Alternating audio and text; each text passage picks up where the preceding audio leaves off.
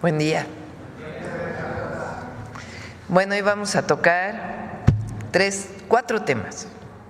Primero, Luz Helena nos va a explicar nuevamente las leyes que emitimos el día de ayer, el 18 de marzo, que son las leyes secundarias que tienen que ver con energía, derivadas de la reforma constitucional en materia energética. Son muy importantes, son varias reformas y es importante que el pueblo de México las conozca.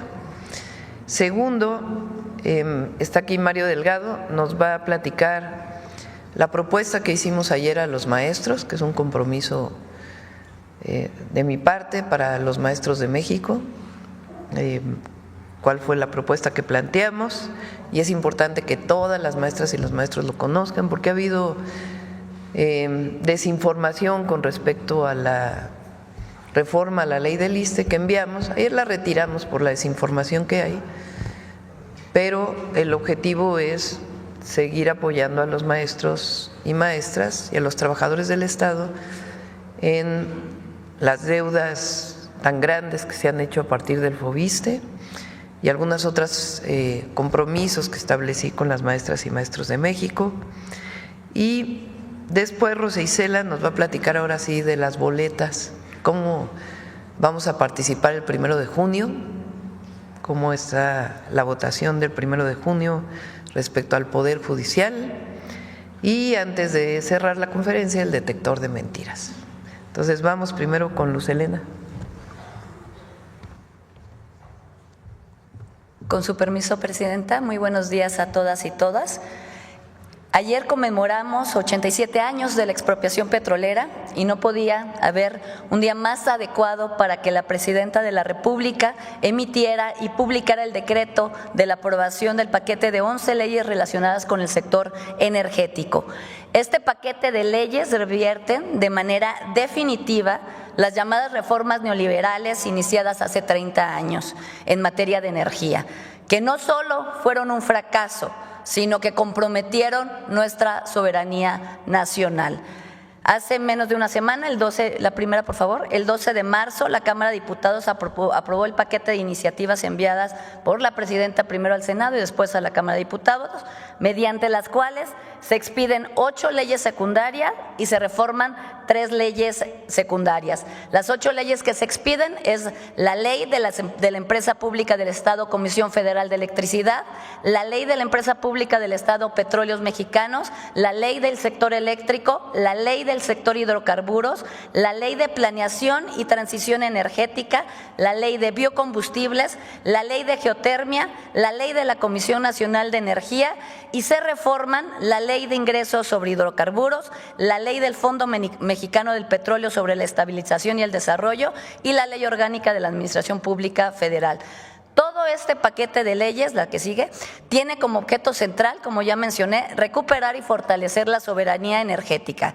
Es decir, ¿qué quiere decir esto? Que podamos garantizar como país la energía necesaria para toda la actividad social y económica de México, que la energía llegue a todas y todos los mexicanos, especialmente a los de menores recursos, que no dependamos de intereses internacionales ni de mercados para que esto ocurra. Se fortalecen las capacidades del Estado mexicano y de las empresas públicas retomando la planeación estratégica y se buscará garantizar el abasto de hidrocarburos y la autosuficiencia de combustibles, así como la generación de energía suficiente, segura y confiable, promoviendo la transición energética a través del uso sustentable de las fuentes de energía con las que dispone nuestra nación. Voy a explicar de manera muy rápida el contenido de cada una. Las leyes, la que sigue por favor, las leyes de las empresas públicas del Estado, CFE y Pemex. Con estas leyes, Pemex y CFE vuelven a asumir su carácter de empresas públicas, cuya naturaleza no es la de una competidora más en un mercado, sino son las empresas ejes de la planeación de todo el sector energético. Por eso, el concepto de monopolio no les es aplicable, dado su renovada y su principal papel en la rectoría general del sector y de velar de los intereses de todos los mexicanos. Las dos empresas más importantes para el Estado, que fueron desmembradas en múltiples subsidiarias, gracias a estas leyes se integrarán vertical y horizontalmente a partir de hoy para lograr una mayor eficiencia, desplegar proyectos, que se garantice el abasto, la energía suficiente y que se acelere la transición energética. La ley del sector eléctrico. Aquí en esta ley se reconoce el concepto de prevalencia, que determina que los particulares, los privados, no tendrán mayor participación en el sector que el Estado, toda vez que es precisamente el Estado el que es el garante de la continuidad, la accesibilidad, la seguridad y la confiabilidad del servicio de electricidad. El Estado mantendrá al menos el 54% del promedio anual de generación inyectada a la red eléctrica nacional. No obstante, también en esta ley se establecen esquemas ordenados, transparentes para la participación de los privados, con proyectos de inversión mixta y proyectos de largo plazo en generación de electricidad. Pero se reconoce que la CFE debe cumplir con su responsabilidad social y garantizar la continuidad y accesibilidad del servicio público de electricidad. La ley de hidrocarburos. En esta ley se fortalece a Pemex otorgándole preferencia siempre en la determinación y elección de las asignaciones para la explotación y extracción de hidrocarburos. Y también en esta ley se implementan esquemas que también van a permitir la participación de Pemex junto con la iniciativa privada en proyectos de desarrollo mixtos. Pero se robustece también la trazabilidad de los hidrocarburos desde su importación hasta el expendio al público. Se van a incorporar como responsables solidarios a los importadores, se van a regular y a determinar la información que debe de ser entregada en toda la cadena de producción. La ley de planeación y transición energética. Aquí se fortalece la planeación energética mediante el establecimiento de que la planeación, se retoma la planeación por parte del Estado y esta se vuelve vinculante.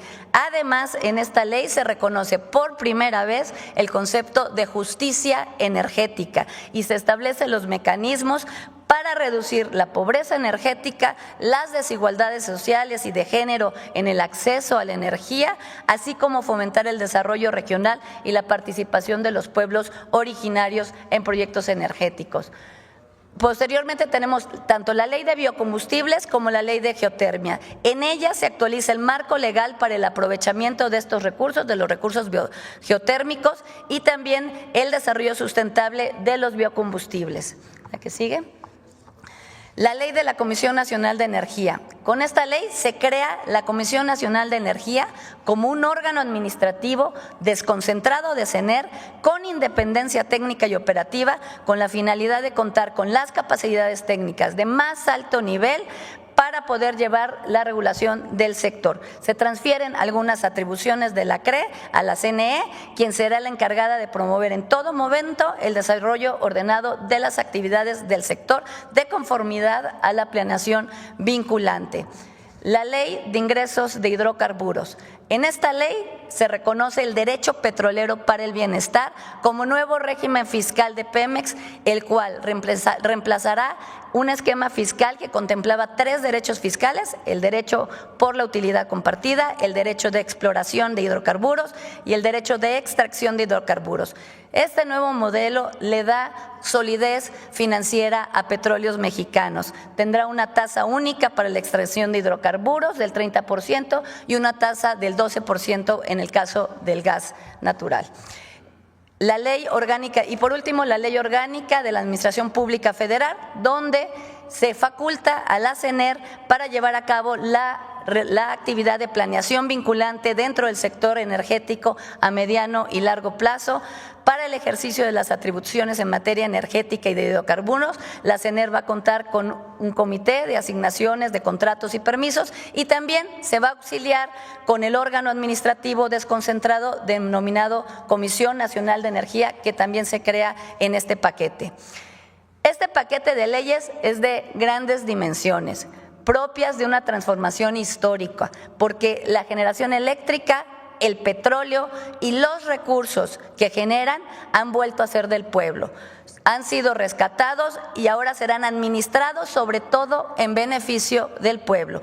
Las reformas constitucionales y las reformas legales que ayer publica la Presidencia de la República rescatan y relanzan a la energía y sus sectores como lo que son: un bien estratégico, insustituible, cuya garantía estará a cargo del Estado y no sujeto a un juego mercantil de intereses privados. En el esquema previo, en el esquema neoliberal, como hemos visto, el excluido era el Estado, minimizando su presencia, desplazándolo paulatinamente, pero no obstante, por fortuna, millones y millones de mexicanos, para millones de mexicanos, llegó la transformación de la vida pública portadora de otra visión y otros valores como el bienestar del pueblo y la justicia social. Estas reformas son históricas y son ejemplo de este cambio transformador. Es cuanto, presidente.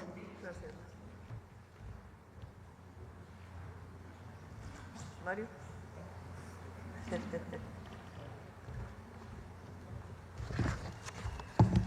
Muchas gracias. Buenos días a todos y a todas. Con su permiso, presidenta, informarles que ayer la presidenta de la República tomó varias decisiones muy importantes que tienen que ver con todos los trabajadores al servicio del Estado, incluyendo, por supuesto, a los maestros y a las maestras. Y es que, atendiendo a distintas inquietudes de las y los trabajadores al servicio del Estado, particularmente de maestros y maestras, y esta falta de información que se generó en torno a la iniciativa de reforma a diversas disposiciones de la ley del ISSSTE que se presentó el pasado 7 de febrero de 2025, ayer la presidenta de la República decidió retirar esta iniciativa, para que no haya malas interpretaciones, para que no haya desinformación, para que no se planteen cosas que en realidad no contenía la iniciativa. Entonces se retira la iniciativa de ley del ISSSTE que se presentó el pasado 7 de febrero. Ayer la secretaria de Gobernación informó al respecto de manera oportuna. Sin embargo, la presidenta tiene el compromiso de mejorar siempre las condiciones de los trabajadores, de los maestros y las maestras. Entonces, los beneficios que venían en esa iniciativa, la presidenta está plantearlos, rescatarlos a través de un decreto presidencial. ¿De qué beneficios estamos hablando? Pues muy importantes, aquellos que tienen deudas que se han vuelto impagables ya durante tantos años, que el FOBISSSTE tenga la capacidad de condonar, de perdonar, de hacer quitas de esas deudas del FOBISSSTE, de los derechohabientes del ISSSTE. Y además que el FOBISSSTE pueda volver a construir casas. Hace mucho tiempo que no construye el FOBISSSTE. Y esto ha limitado que los trabajadores puedan ejercer el derecho a la vivienda. Entonces, los beneficios de esta iniciativa trataban precisamente de proteger el derecho a la vivienda que tienen los trabajadores al servicio del Estado. Entonces, eso se va a buscar establecer mediante decretos. Ahora, otro asunto muy importante que tomó la presidenta, y lo vamos a explicar aquí en la presentación, que es que se congele la edad mínima de jubilación que se establece en la ley. ¿Qué es esto? Vamos a explicar un poco. Actualmente los trabajadores los derechohabientes del ISSSTE le regresamos un poco, hay 3.2 millones de trabajadores activos, hay dos sistemas de pensiones actualmente vigentes, la de contribución definida, las cuentas individuales, que es a partir de la reforma del 2007, aproximadamente el 76% de los trabajadores activos está en este sistema de contribución definida y hay un 4.5% de trabajadores pensionados en ese sistema.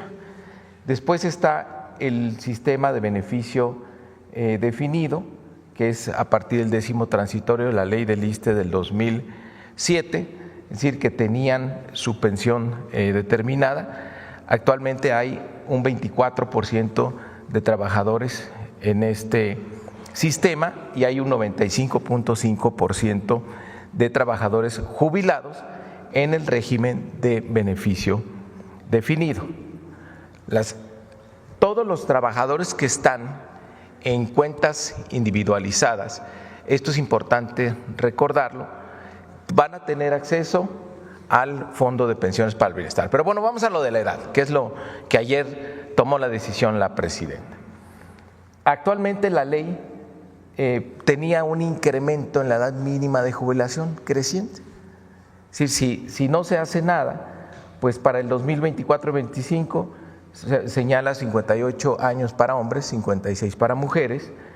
Para el 2006 aumentaría a 59 años en la edad mínima de jubilación para hombres y 57 para mujeres, y a partir del 2028 se va a 60 años para hombres y a 58 para mujeres. ¿Cuál es la propuesta que le hace a las maestras y maestros del país la presidenta?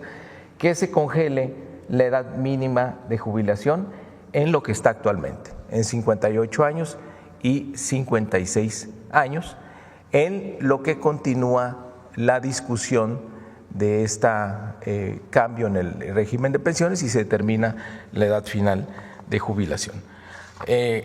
Por último, nada más decir que está también, no hay que olvidar dos cosas: el Fondo de Pensiones para el Bienestar, que está aprobado y son beneficiarios los trabajadores del ISSSTE que están en cuentas individualizadas, y hay que recordar también que todas y todos los trabajadores tendrán derecho a la pensión de adultos mayores para el bienestar. Todo esto pues, es el paquete que contribuye a tener pensiones dignas. Estas son las propuestas, los compromisos que hizo el día de ayer la presidenta con los maestros, las maestras y en general todos los trabajadores al servicio del Estado.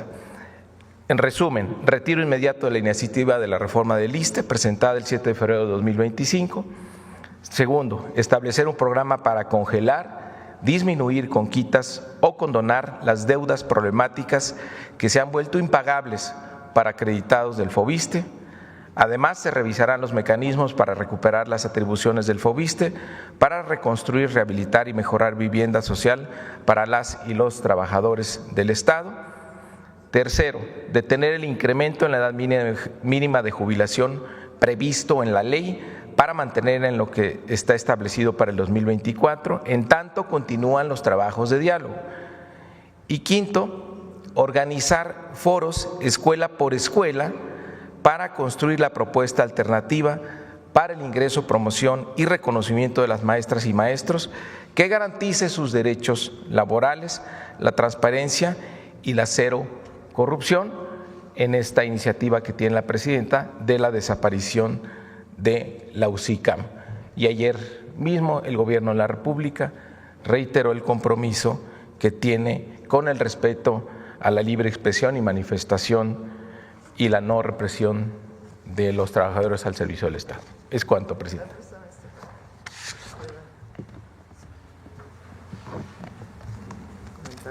¿Sí? Sí. Voy a comentar un poquito más para que quede un poquito más claro. Desde hace mucho tiempo, las maestras y los maestros de México, particularmente organizados a través de la Coordinadora Nacional de Trabajadores de la Educación, han estado pidiendo la derogación de la ley del ISSSTE que se aprobó en el 2007. ¿Qué pasó en esa ley que se aprobó en el 2007? Cambió por completo el régimen de pensiones y ahora los maestros pues estaban jubilando con muy poquitos recursos. Y además los que ya se habían jubilado pues también tienen muy pocos recursos. Aun cuando es justa la demanda, pues siempre está el problema de cuánto presupuesto tenemos para poder cumplir con esa solicitud que están haciendo los maestros. En tanto, ellos están pidiendo que se disminuya la edad de jubilación a como estaba antes de la reforma del 2007. Entonces, eso. Y por otro lado, también están solicitando que un esquema que se planteó que se llama UCICAM, que es para la promoción de los maestros, desaparezca porque no fue lo más justo que se pudo hacer. Esa reforma se hizo en el 2019, echando para atrás la reforma de Peña del 2013. Nosotros vamos a mantener las pláticas con la CENTE, también con el CENTE de pláticas, pero particularmente con la coordinadora nos vamos a seguir viendo para seguir avanzando en todas las solicitudes que tienen, que en general son solicitudes justas. Ahora, ¿qué pasó? Nosotros enviamos una iniciativa de reforma a la ley del ISSSTE de muchas de las demandas que tenían los maestros, como lo del FOBISSSTE también. Sin embargo, pues hubo confusión en qué es lo que estábamos planteando. Se pensó que queríamos quitarle a todos los maestros un porcentaje o retirarles un porcentaje para fortalecer el ISSSTE. Y en el caso de los maestros, pues no era tal. Entonces, ayer hubo una reunión con la CENTE. ¿Qué propuesta les hice? Es la siguiente, esta es para todas las maestras y los maestros de México. La primera, el retiro inmediato de la reforma a la ley del ISSSTE presentada el 7 de febrero de 2025 para que no haya ninguna confusión. Ayer enviamos el oficio y ya fue retirada esa ley. Lo segundo, establecer un programa para congelar, disminuir con quitas o condonar las deudas problemáticas que se han vuelto impagables para acreedores del FOBISSSTE. Es decir, recuperar la idea de que los maestros y todos los trabajadores del Estado no tengan estas deudas impagables del FOBISSSTE, pero sin necesidad de modificar la ley del ISSSTE, sino a partir de un decreto de la presidenta, que ya estamos trabajando en él para que se pueda hacer. Y además, como ya cambió la Constitución para que el Infonavit pueda construir vivienda, también eso puede llegar al FOBISSSTE. Entonces, que el FOBISSSTE recupere su capacidad de construcción sin tocar la ley del ISSSTE. Entonces, por decreto hacemos estas dos características. Uno, quitar las deudas y dos, la capacidad de construcción del FOBISSSTE. Tres, detener el incremento, esto es importantísimo, este es para todas las maestras y maestros. Recientemente en Tabasco, una maestra me dijo, si yo me hubiera jubilado, ya con lo que estaba el año pasado, con la edad que estaba el año pasado, ya me hubiera jubilado. Pero resulta que la ley del 2007 aumenta las edades de jubilación cada 2 años. Entonces imagínense que el que se jubiló en el 2023 se jubila a una edad, pero el que se jubila en 2025 se jubila a otra edad, y el que se va a jubilar en el 2027 a otra edad, y el del 2030 a otra edad, o 2029 a otra edad. Así ha ido aumentando la edad de jubilación. Entonces la propuesta que les hice, en tanto siguen los diálogos y nosotros seguimos haciendo el cálculo de cómo mejorar las pensiones, congelamos la edad de jubilación. Entonces se congela la edad de jubilación a lo que estaba en 2024, ya no va a seguir aumentando. Eso es ya un acuerdo que tuvimos. Representa recursos, sí, pero pues ustedes saben que con austeridad damos estos beneficios y cada año representará un recurso adicional, pero estamos en condiciones de hacerlo. Esto es, en principio, en lo que continúan las pláticas. Lo otro que ellos están pidiendo es que cambie el esquema de promoción de UCICAM. ¿Qué propuesta les hice? En vez de que hagamos foros, que no sabemos quién llega, vámonos a foros escuela por escuela. Vámonos a una consulta abajo con todos los maestros y maestras de México, a cada escuela pública del país, para saber qué opinan los maestros y las maestras del régimen actual de promoción y cómo quieren que cambie. Y a partir de este foro, escuela por escuela, escuela por escuela, todas las escuelas del país, construimos la propuesta de modificación al tercero constitucional. Esas son las propuestas que hicimos. Entonces, repito nuevamente para las maestras y maestros, el retiro inmediato de la iniciativa de reforma del ISSSTE. 2, hacer quitas y todas las condonaciones que se requieran para que ya no se deba tanto en las deudas del FOBISSSTE, y decretar la construcción que el FOBISSSTE pueda construir vivienda y no solo dar créditos. 3, congelar la edad de jubilación, que ya no siga aumentando. Y 4, foros escuela por escuela para ver realmente qué quieren los maestros respecto a los esquemas de promoción. Esas son las 4 propuestas que hicimos y evidentemente pues no vamos a ejercer por parte del gobierno federal ninguna represión a los maestros en su movilización. Y esto no es definitivo, o sea, no es lo último. Seguimos dialogando y seguimos viendo mientras seguimos haciendo los foros con las maestras y los maestros. Entonces, esta es la propuesta que hicimos para beneficio de las maestras y los maestros. Y ahora sí vámonos a cómo vamos a participar el 1 de junio.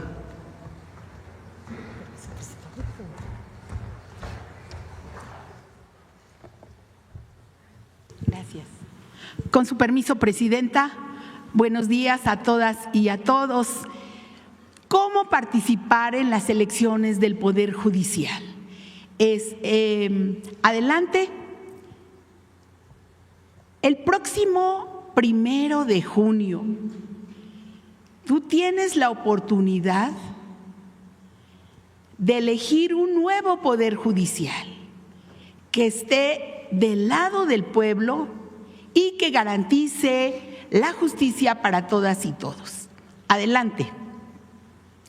Solamente como dato general, se van a instalar, de acuerdo a la decisión del Instituto Nacional Electoral, 84,202 casillas. Y esto es para alrededor de 100 millones de ciudadanas y ciudadanos que estarían participando o forman parte de la lista nominal. Adelante. ¿Cómo se puede participar? A la llegada a la casilla, cada persona que acuda recibirá 6 boletas para la elección federal de distinto color cada una. ¿A quién se va a elegir? A las ministras y ministros de la Suprema Corte de Justicia de la Nación, a las magistraturas de la Sala Superior del Tribunal Electoral, también a las magistraturas del Tribunal de Disciplina Judicial y a las magistraturas de las salas regionales del Tribunal Electoral del Poder Judicial de la Federación y las magistraturas de circuito y los juzgados de distrito. Son, como ustedes ven, 6 elecciones, 6 boletas diferentes. Y en 19 entidades, también hay que decir, podrás elegir a juzgadores locales. Adelante. ¿Qué contiene cada boleta que se recibirá? Son aquí 4 puntos que vamos a señalar. Uno en forma de título que está en la parte superior, ahí el cargo que estará eligiendo. En este caso, dice ministras y ministros de la Suprema Corte de Justicia de la Nación. El listado de candidaturas que se ven aquí, obvio no tiene aquí nombres, está ordenado alfabéticamente y dividido por género. Del lado izquierdo las mujeres y del lado derecho hombres. Cada persona candidata tiene designado con un número que antecede a su nombre. Aquí se ven 1, 2, 3 y así consecutivamente en cada boleta. Y en los recuadros con letras rosas, los que se ven a los lados, se identificará el poder por el que es postulada cada persona candidata. El poder ejecutivo, el poder legislativo, el poder judicial y también hay dos letras que es EF cuando hay ministras y ministros en funciones. Adelante. ¿Cómo elegir a la persona candidata de tu preferencia? En las boletas se encuentran recuadros en blanco en la parte superior, las cuales corresponden a la cantidad de personas candidatas que deberás elegir. Para seleccionar a la persona de tu preferencia, tendrás que poner el número que antecede a su nombre. Del lado izquierdo elegirás únicamente a las candidatas mujeres y del lado derecho pondrás solo los números de los candidatos hombres. Adelante. Para ministras y ministros de la Suprema Corte de Justicia de la Nación, elegirán 5 mujeres y 4 hombres. Esto es en todo el país. Un total de 9.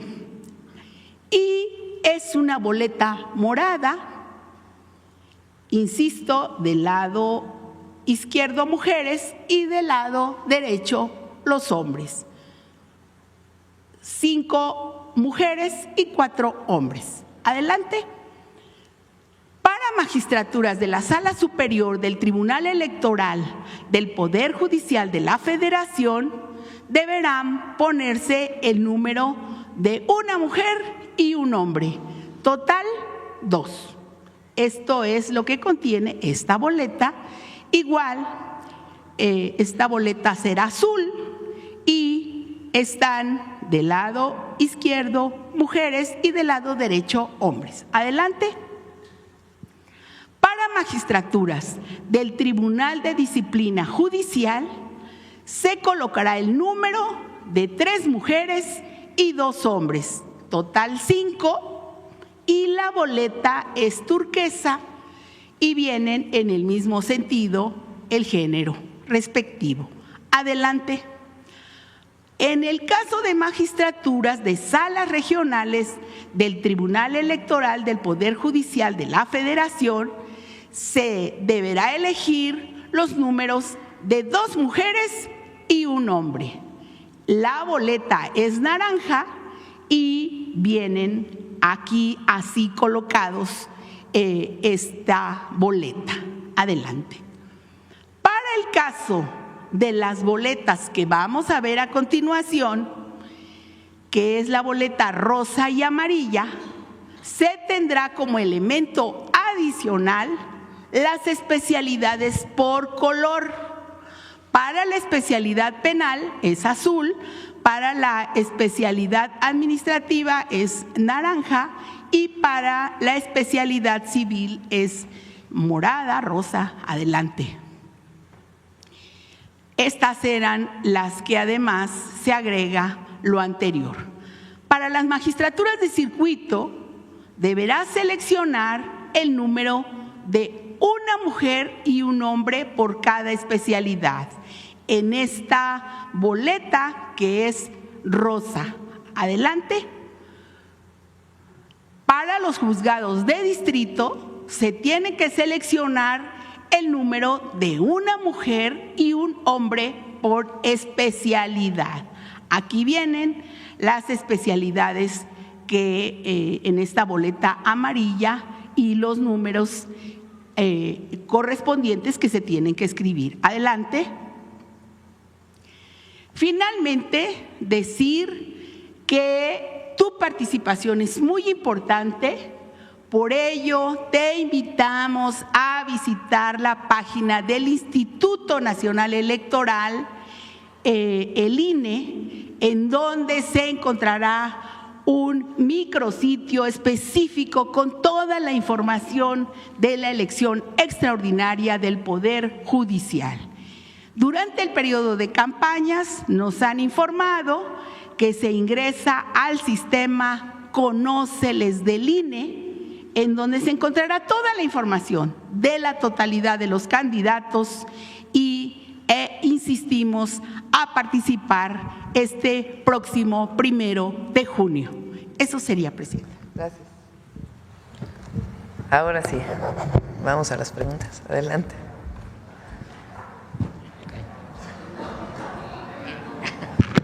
¿Qué tal? Muy buenos días a todos y a todas.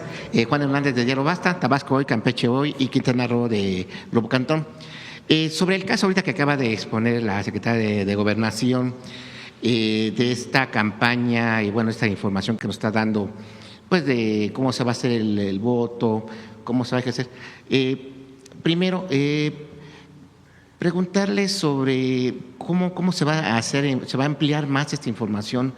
Porque en Diario Basta hemos documentado pues casos de alcaldes, por ejemplo el caso de la Miguel Hidalgo, que pues aunque él dice que no, pero está interviniendo directamente en este proceso, según que va a realizar foros para citar a los, en este caso a candidatos, para que informen, pero no sabemos cómo se va a hacer o cómo se va a realizar.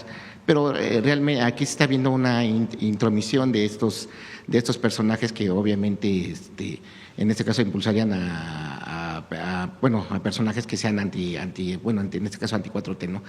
Sería por ese lado y también preguntarle si existiría un plan B, C o D en el caso de los ministros y de los jueces que ya van de salida. ¿Esto en qué sentido? Pues prácticamente estamos a meses de que se haga, pues ya la renovación, se termine con esta pesadilla llamada Poder Judicial de la Federación. Pues algunos de estos personajes te están intentando aplicar el año de Hidalgo, ¿no? Sentencias, a lo mejor proteger a algún evasor fiscal, algún delincuente de cuello blanco, a lo mejor algunos, no digo que sea la mayoría, pero desgraciadamente de lo que hemos, muchos compañeros hemos recogido aquí a lo largo de nuestro trabajo periodístico, pues que lamentables casos de abusos, ¿no? Que una casa, que la manutención, que a lo mejor la custodia de un hijo o una hija, que una herencia, o sea, realmente ahorita estamos viendo, pues vaya, un desorden, ¿no? Ahí algo está ocurriendo muy, pues incluso hasta perverso en esta parte que es la impartición de justicia, en donde pues hemos podido constatar que a lo mejor las víctimas son las que están perdiendo en este movimiento. Entonces, sí preguntarle si va a haber un plan B y C de aquellos jueces o aquellos ministros que abusen antes de irse, ¿no? Pues si ya me voy, ya no va a pasar nada, ¿no? Pero ¿qué pasaría sobre eso? Ese sería mi primer planteamiento. Todas las personas que son parte del Poder Judicial tienen la obligación primaria, como todos los ciudadanos, pero en particular ellos que imparten justicia, de cumplir con las leyes. Si no cumplen con las leyes, pues estarán cometiendo una irregularidad administrativa o penal. Entonces no creo que en estos meses, porque no hay impunidad, nunca. Entonces dependerá, por supuesto, de la nueva Corte, de los nuevos jueces. Recuerden que se renueva la mitad nada más de jueces y magistrados. A ver si pones los 6 que van a estar.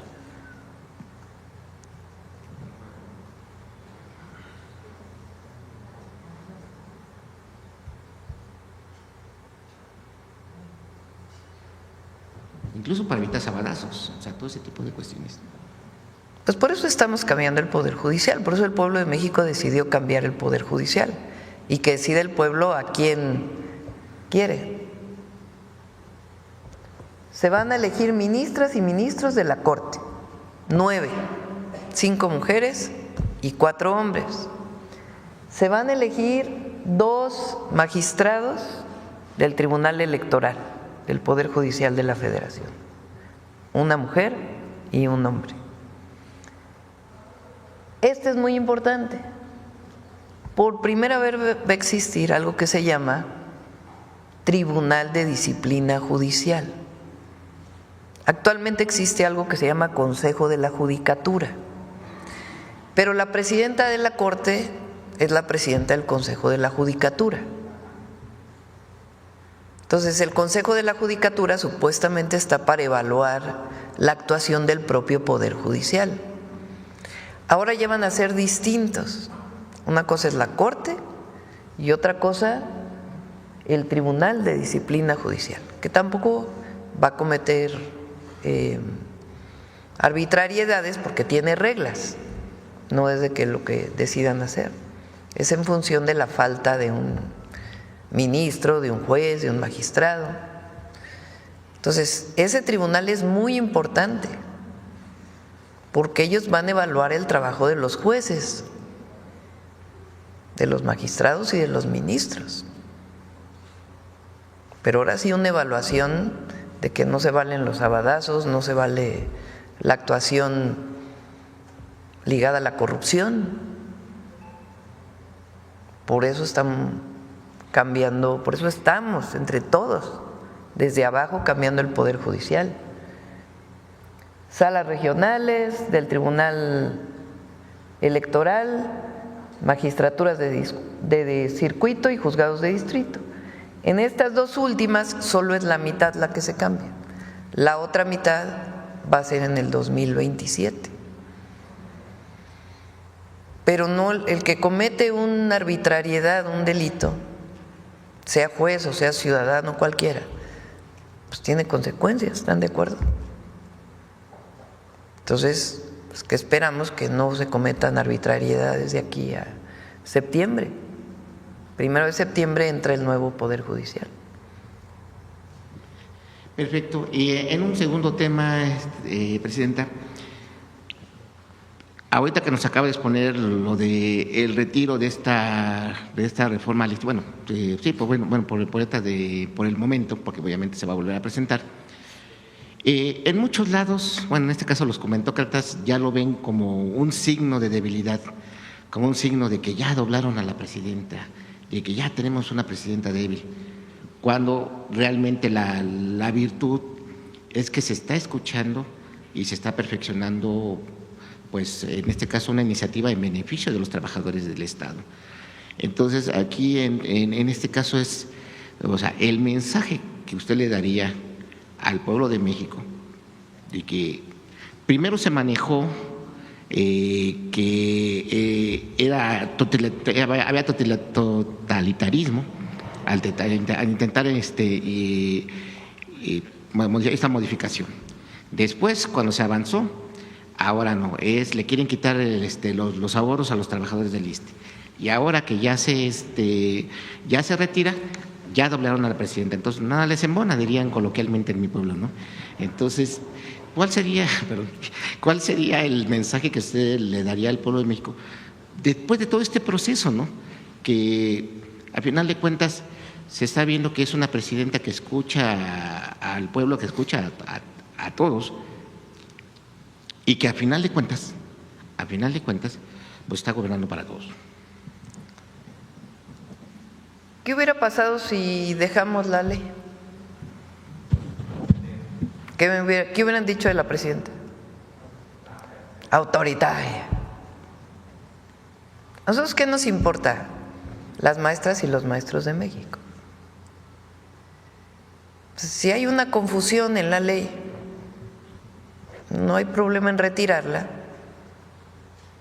pero garantizar los beneficios que tenía la ley, en particular relacionados con el FOBISTE, que es una solicitud que viene de hace muchos años de la propia Coordinadora Nacional de Trabajadores de la Educación y en general del CENTE y de trabajadores del Estado. Pero en particular en la mesa que tuvimos ayer con la coordinadora, en muchos de los pliegos petitorios, en diciembre lo vimos, nos reunimos en diciembre, ahí venía el tema del FOBISTE. Porque hay personas que tienen créditos del FOBISTE, que ya pagaron 2 veces su casa en términos reales y siguen pagando. Es totalmente injusto. Es un mecanismo que quedó desde el periodo neoliberal, muy parecido al del Infonavit, que aquí ha platicado Octavio Romero, y que es totalmente injusto para los trabajadores, que sigan pagando y pagando y pagando y pagando, cuando ya en realidad pues dieron lo suficiente para poder tener su vivienda. Entonces, retiramos la ley para evitar cualquier confusión, pero garantizamos el beneficio del FOBISTE, que era una solicitud desde hace tiempo de la coordinadora y de todos los trabajadores de la educación y de las maestras y los maestros. Entonces se mantiene eso. Dada el cambio constitucional que hubo para que el Estado pueda construir nuevamente vivienda, tomamos de ahí esa reforma para que el FOBISTE pueda volver a construir vivienda. ¿Qué le dan ahora a los maestros? Puros créditos. Esos créditos no necesariamente alcanzan para pagar una vivienda. ¿Qué vamos a hacer ahora? Construir vivienda para que el trabajador del Estado, con el mecanismo del FOBISTE, que es un descuento muy bajo en su cheque, que está establecido por ley, pueda tener la vivienda, no solo el crédito. Si le prestan a un trabajador, una trabajadora, 500,000 pesos y vive en la Ciudad de México, difícilmente le va a alcanzar para comprar una vivienda. En cambio, si se hace la vivienda y se dice, puedes adquirir esta vivienda y vas a pagar en 15 años tu vivienda con lo que esté establecido de descuento, pues es muy distinto. Recuperamos el derecho a la vivienda de las maestras y los maestros. Entonces eso lo vamos a hacer por decreto, que es una solicitud de años de la Coordinadora Nacional de Trabajadores de la Educación y que fuimos sensibles ante ello, y en general de las maestras y los maestros de México. La otra, ellos piden que se regrese a la edad de jubilación original, antes de la reforma del 2007, de la ley del ISSSTE. Entonces les dijimos, vamos a revisar los fondos que se requieren para ello. En tanto revisamos eso, congelamos la edad de jubilación. La congelamos, ya no tienen por qué los maestros que se van a jubilar en el 25 o en el 26 tener una edad mayor de los que se jubilaron hace 2 años. La congelamos, en tanto seguimos platicando. Y la cuarta, pues es la de los foros. Vámonos a consultar a todos los maestros de México cómo quieren que sea su esquema de promoción, movilidad, etcétera, etcétera. Entonces, son, creo yo, propuestas que recogen la esencia de lo que ellos están planteando y no son que ya con eso ya los 6 años así van a ser, sino que seguimos dialogando. ¿Por qué retiramos la ley? Pues porque estaba causando confusión, pero recuperamos los beneficios, que es lo importante. Entonces, quien crea que eso es una posición de debilidad, pues es que está buscando alguien que no tiene sensibilidad con los maestros. Y esa pues no soy yo, porque nosotros, cuando yo estuve en la UNAM de profesora universitaria, fui de las promotoras de los amparos contra la ley del ISSSTE del 2007, porque nuestro movimiento con el presidente López Obrador, entonces dirigente político, también estaba promoviendo eso y nosotros lo promovimos desde la universidad, desde la UNAM. Entonces, pues por supuesto que soy sensible a ellos y participé en esa lucha. El tema es que hay que ver qué recursos, porque no se puede prometer lo que no hay recursos para cumplir ahora después de tantos años. Entonces, por eso estamos poco a poco generando estos apoyos para los maestros y las maestras y siempre escuchando. ¿Escuchar y dialogar es debilidad? Sobre todo cuando viene de que estás escuchando que hay confusión con los maestros y las maestras, ¿no? Entonces, que opinen lo que quieran, la verdad. Como decimos, no, nada les embona, ¿no? Sí. Bueno, finalmente, doctora, perdón, presidenta, el lunes, en la frontera, los oficiales de la Oficina de Operaciones del Campo de Aduanas y Protección Fronteriza de Estados Unidos, en el puerto de entrada del río, lo tengo que leer porque me llamó mucho la atención esta nota, confiscaron un importante lote de armas, cargadores y municiones durante una inspección de salida. Esto, el Departamento de Seguridad Pública de Texas inició una investigación criminal sobre esta incautación, en donde oficiales de esta aduana pues realizaron una inspección y seleccionaron una camioneta Ford F-350 2006 que se dirigía al sur para una inspección secundaria.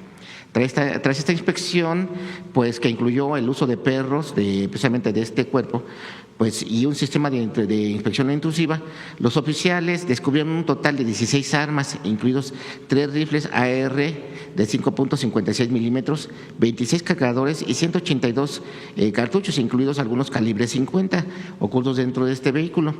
Y bueno, pues los oficiales entregan este auto que pretendía pasar de Estados Unidos a México con armas y obviamente hacia dónde iban, con quiénes iban. Preguntarle su opinión precisamente de esta incautación, pues de esto que usted ha venido denunciando constantemente, la entrada de armas de Estados Unidos a México, que bueno, ver a dónde van a parar. ¿Qué le han informado sobre este tema? Porque de este lado es claramente también que se está trabajando precisamente para evitar la llegada de, así como ellos de Estados Unidos exigen resultados para que no entre drogas y todo tipo de precursores que dañan a su población. ¿Qué está pasando de allá para acá con esto que también es otra droga que ellos apenas se reconocieron, pero que realmente ha estado impactando desde hace muchísimos años y sexenios? Ahí está con Calderón. ¿Qué su opinión sobre esto y qué se está haciendo? Sería todo. Qué bueno que lo preguntas.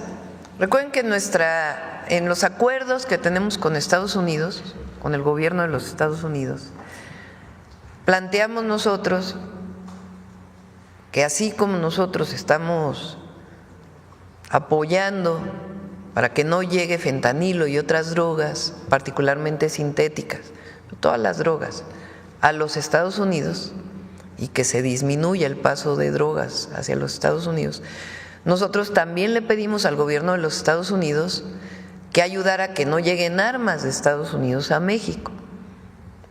Ese fue el acuerdo. Entonces, el comunicado en efecto es muy bueno porque establece que CBP, que es esta institución de los Estados Unidos que tiene que ver con aduanas y frontera, ayer saca un comunicado en donde dice que el 17 de marzo los oficiales de la Oficina de Operaciones de Campo y Aduanas y Protección Fronteriza de Estados Unidos en el puerto de entrada de Del Río confiscaron el lunes un importante alijo, así le llaman, es la traducción, de armas, cargadores y municiones durante una inspección de salida. Quiere decir que ellos están inspeccionando a los vehículos que vienen de Estados Unidos a México. Y en esa inspección que hicieron, incautaron el 17 de marzo en una camioneta, como bien lo dices, 16 armas, incluidos 3 rifles, 26 cargadores y 182 cartuchos. Entonces se ve pues que la coordinación en efecto está funcionando. Entonces nosotros seguimos con la operación Frontera para evitar que llegue particularmente fentanilo a los Estados Unidos y ellos nos están ayudando a que no lleguen armas de Estados Unidos a México. Hasta ahora, públicamente hay esto y informamos del Gabinete de Seguridad porque ha habido otras incautaciones. Muy bien, aquí. Buenos días, Presidenta. Yufel Carolina, de Código Libre. Presidenta, usted ayer comentaba que se evaluará, aunque es complejo, regular un medio de comunicación o una red social, las cuales han sido utilizadas por la delincuencia para atraer y en algunos casos forzar a jóvenes a unirse al narco, como ocurrió en el tema de Jalisco. Pero mientras esto pasa y esta regulación, ¿qué mensaje de usted? Porque esto puede seguir ocurriendo, siguen llamando a unas falsas promesas de empleo de cocineros, de vigilantes, y cuando ellos llegan, pues entran a este crimen organizado. ¿Qué mensaje da y qué se puede hacer?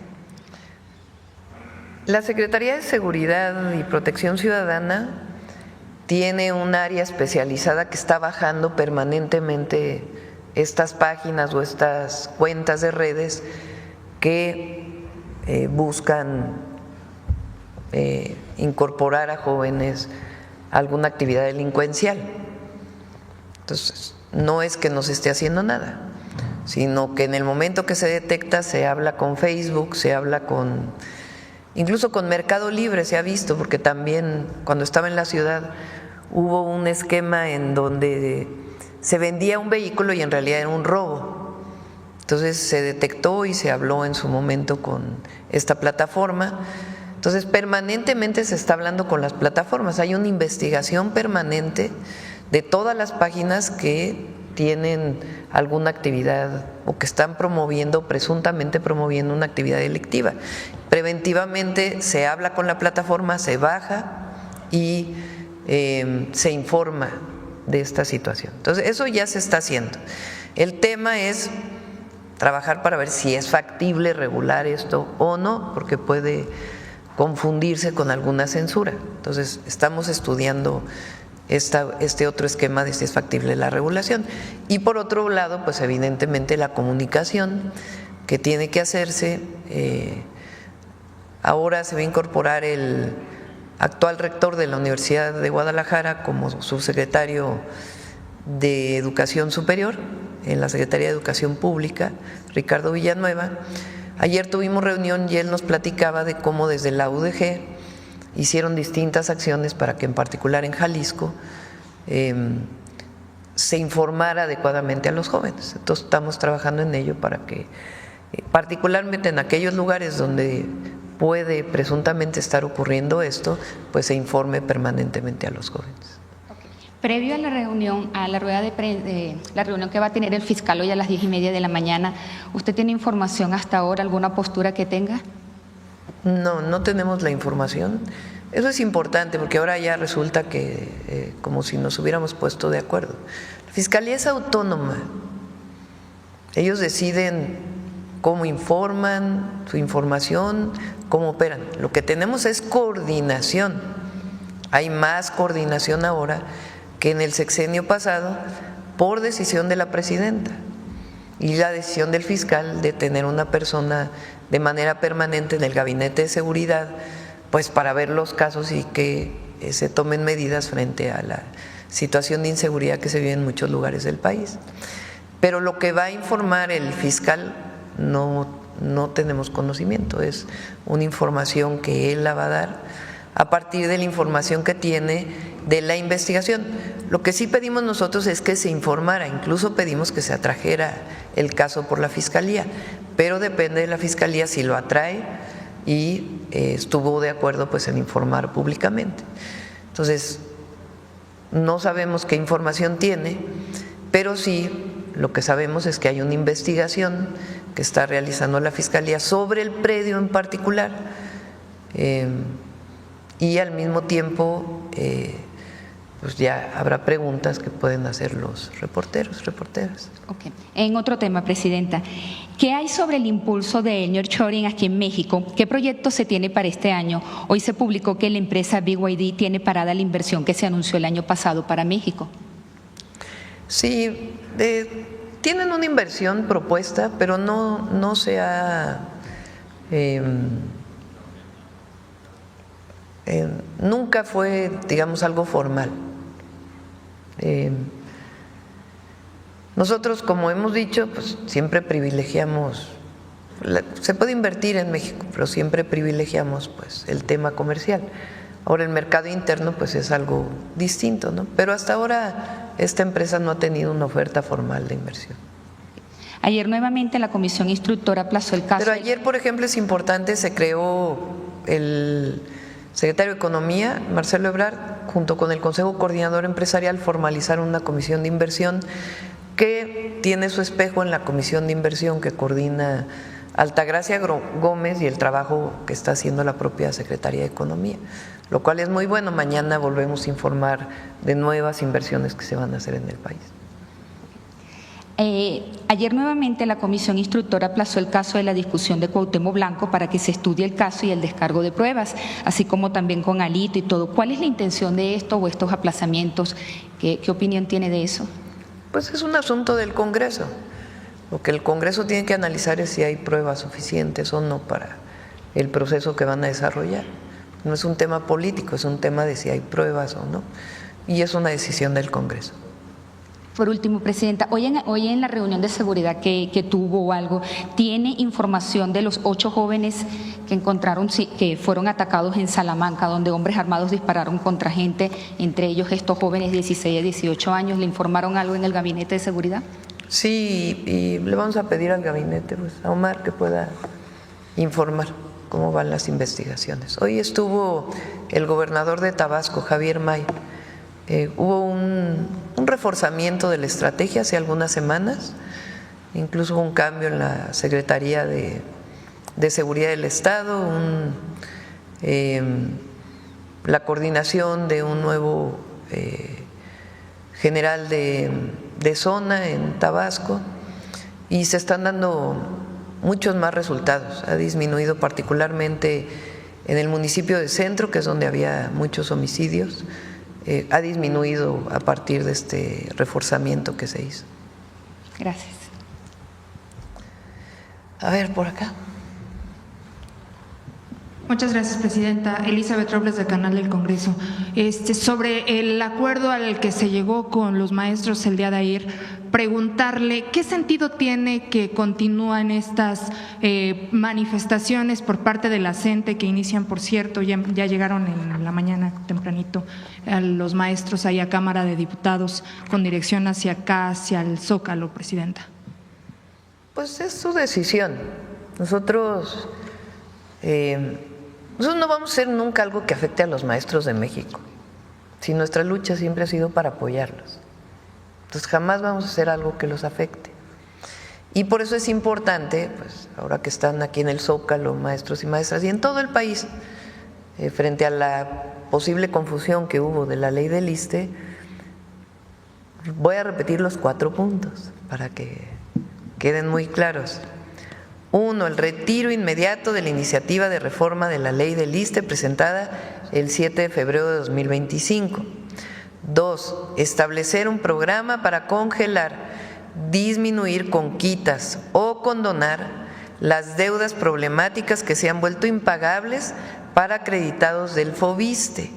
Además, se revisarán los mecanismos para recuperar las atribuciones del FOBISSSTE para reconstruir, rehabilitar, construir y mejorar vivienda social para las y los trabajadores del Estado. 3. Detener el incremento en la edad mínima de jubilación previsto en la ley para mantenerla en lo que está establecido para el 2024, en tanto continúan los trabajos de diálogo. Y 4. Organizar foros escuela por escuela para construir la propuesta alternativa para el ingreso, promoción y reconocimiento de las maestras y maestros que garantice sus derechos laborales, la transparencia y la cero corrupción. Este es los compromisos que estamos estableciendo. Una segunda pregunta sobre este decreto que está por firmar, Presidenta. ¿Esta condonación aplicaría solo a trabajadores del ISSSTE o también al resto de la clase trabajadora? En Infonavit ya se hizo.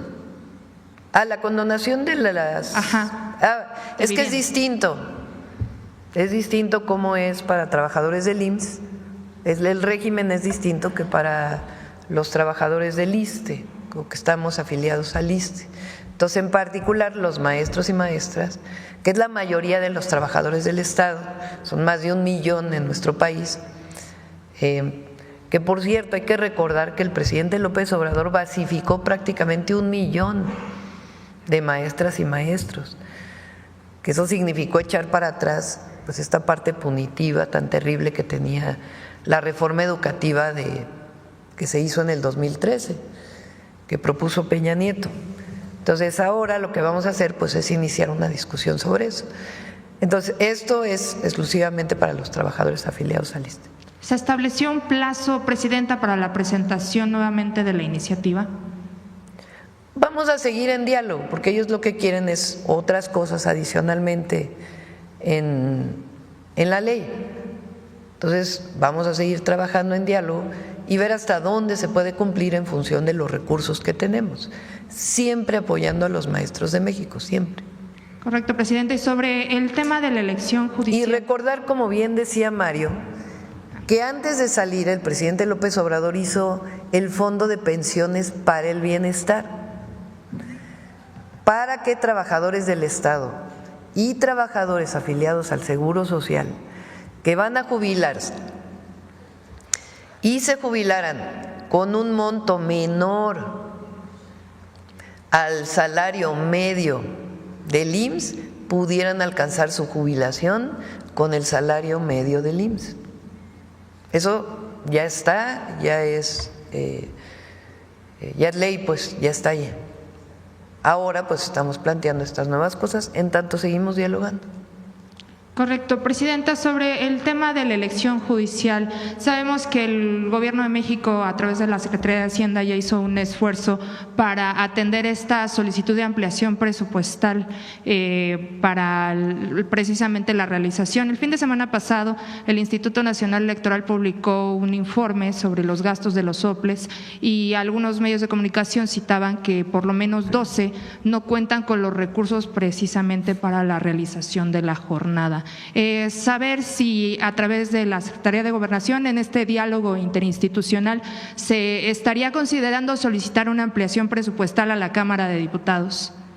No, este ya es un acuerdo con el Instituto Nacional Electoral. Ellos estuvieron de acuerdo, se hizo un esfuerzo por una primera aportación que se hizo de los fideicomisos de la Corte, porque así está establecido en la Constitución. Y el INE está de acuerdo ya con el monto. Y finalmente, presidenta, sobre las iniciativas que anunció el lunes pasado en materia de desaparición forzada de personas, precisar nada más el turno, si se enviaría a la Cámara de Senadores o a la Cámara de Diputados. No lo hemos definido. Probablemente a la Cámara de Senadores lo estaríamos enviando primero.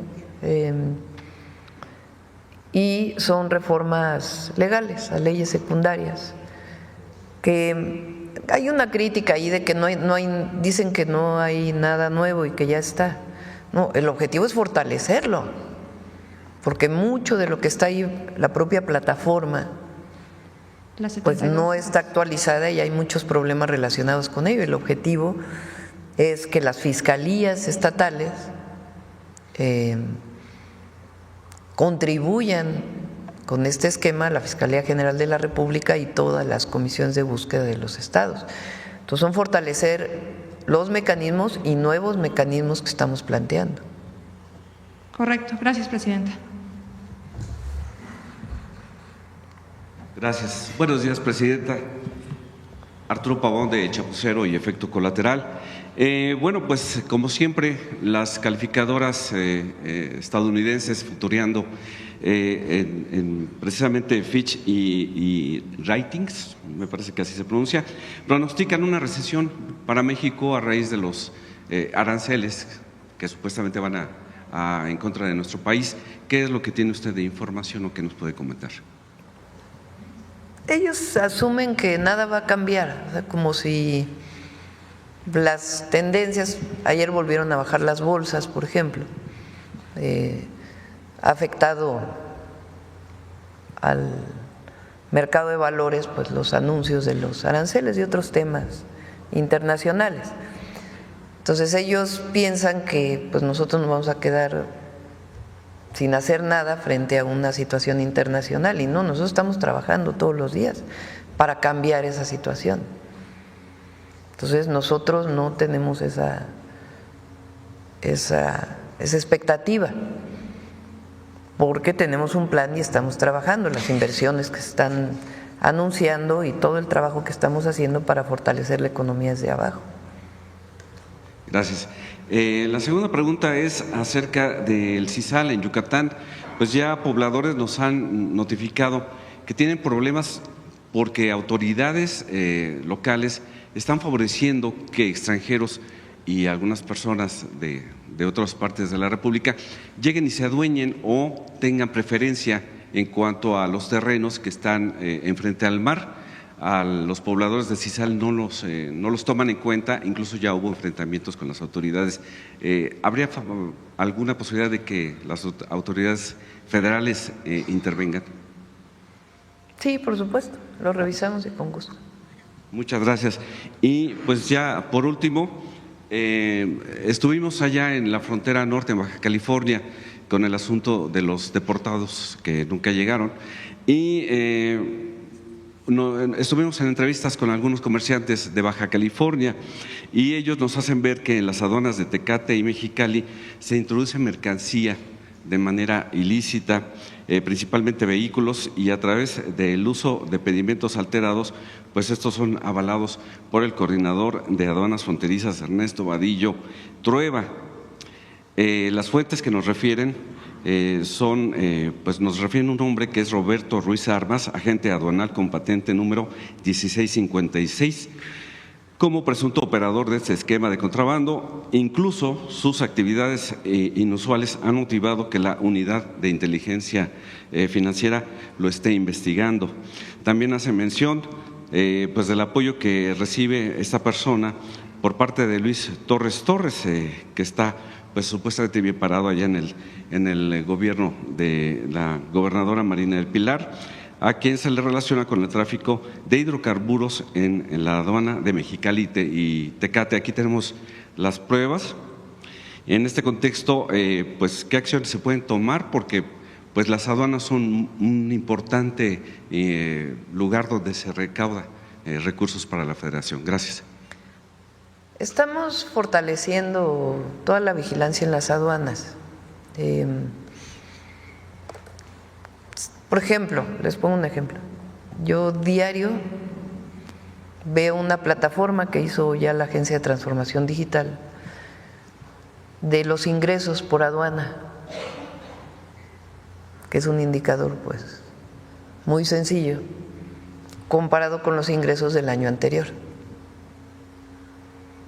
Aduanas ha aumentado sus ingresos de manera muy importante en este año. Van a aumentar más, como lo dije desde la campaña. Que muchas veces no necesariamente es el encargado de la aduana, aunque puede ser. Pero hay un esquema en las aduanas en donde se delega en el agente aduanal muchas de las atribuciones.